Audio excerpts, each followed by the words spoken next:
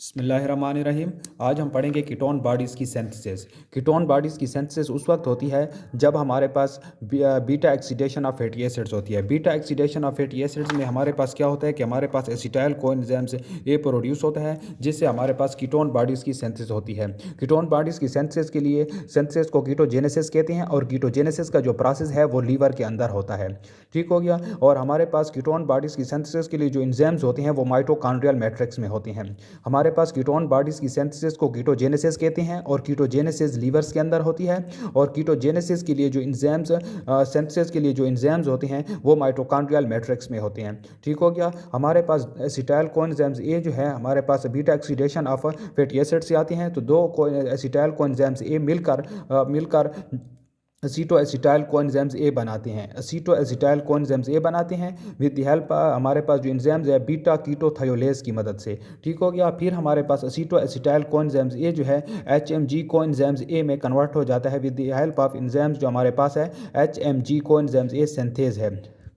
HMG coenzymes A synthase जो है वो हमारे पास रेगुलेटिंग एंजाइम्स है, जो रेगुलेट करता है कीटोन बॉडीज़ की सिंथेसिस को। ठीक हो गया। तो ये इंपॉर्टेंट एंजाइम्स था जो हमारे पास कीटोन बॉडीज़ की सिंथेसिस को रेगुलेट करता है, उसका नाम है HMG कोएंजाइम्स ए सिंथेज। और इसको हम कह सकते हैं कि HMG का मतलब है कि beta hydroxy beta methyl glutaryl coenzymes A synthase. ठीक हो गया। फिर हमारे पास HMG कोएंजाइम्स ए जो है इसको हमारे पास HMG कोएंजाइम्स ए लेयर्स जो है इसको एसीटो एसीटेट में कन्वर्ट करता है और एसिटाइल कोएंजाइम्स ए में। याद रखना कि HMG कोएंजाइम्स ए जो है जिसको beta hydroxy beta methyl glutaryl coenzymes A कहते हैं, वो स्प्लिट हो जाता है एसिटाइल कोएंजाइम्स ए में और एसीटो एसीटेट में with the help of enzymes जो हमारे पास है HMG कोएंजाइम्स ए लेयर्स है।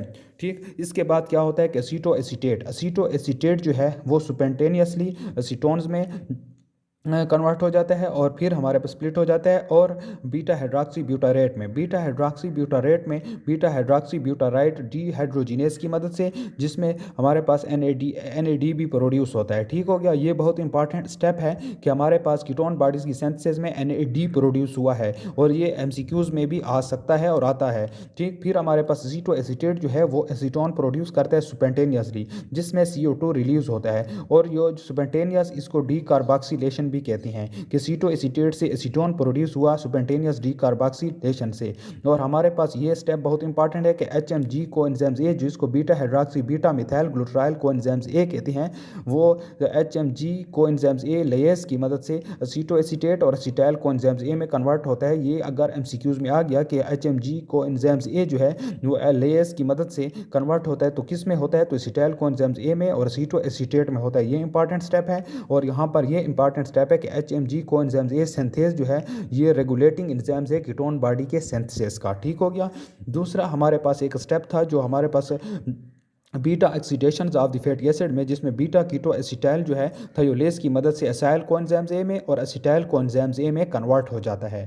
अब हमारे पास ये था सिंथेसिस। अगर हम इसको मेटाबॉलिज्म्स कहें कीटोन बॉडीज़ का, तो उसमें क्या होता है कि हम बीटा हाइड्रोक्सी ब्यूटारेट लेंगे, ठीक है, एसीटो एसीटेट लेंगे, ये स्टेप नहीं होगा, एसीटो एसिटाइल कोएंजाइम्स ए होगा और ये होगा, ये एसिटाइल कोएंजाइम्स ए और एसिटाइल कोएंजाइम्स में ये स्प्लिट हो जाएगा। फिर से मैं कह सकता हूँ कि ये जो हमारे पास यही जो है इसमें हमारे पास बीटा हाइड्रोक्सी ब्यूटारेट होगा, एसीटो एसीटेट होगा, एसीटो एसिटाइल कोएंजाइम्स ए होगा, एसिटाइल कोएंजाइम्स ए प्लस एसिटाइल कोएंजाइम्स ए, ये मेटाबॉलिज्म्स के स्टेप्स हैं। हमारे पास जो एंजाइम्स यहाँ पर होंगे वो हम आगे देखते हैं कि मेटाबॉलिज्म्स में क्या स्टेप्स होते हैं।